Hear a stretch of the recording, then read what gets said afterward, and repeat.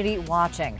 After years of waiting, the trial of Jackie Vigil will begin tomorrow. It's a murder case that shocked Albuquerque. Before going to breaking news, Julian Potter spoke with legal experts about what we should expect.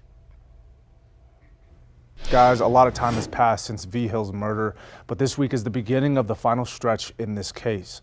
I spoke with our legal expert John Day about this, and he filled me in on why this murder is so high profile and what will happen next. Again, this was a case that captivated Albuquerque's attention several years ago. For a while, it was an unsolved murder. The case of Jacqueline Vigil. It was November 2019 when Vigil was killed in her driveway as she left for the gym.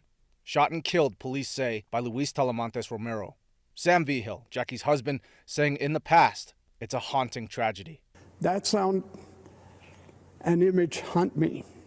That's my life sentence. And there was a joint effort by the federal authorities with local APD and local police to try to locate him. Legal expert John Day saying it's been a looming situation until now. A trial will take place Tuesday where the long-awaited murder will be discussed.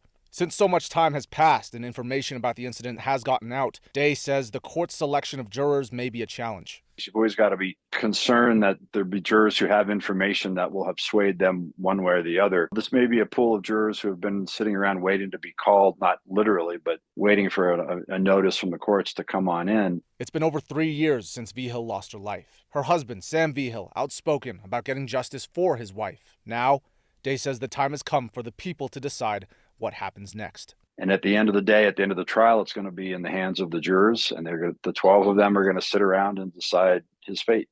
Now, Talamantes Romero has extensive criminal history. According to law enforcement, he was deported a number of times, would re-enter the country illegally until he was finally caught. In the studio, Julian Paras, KYT, Action 7 News. Vigil's murder sparked outrage within the law enforcement community as well. She was the mother of 2 New Mexico State Police officers.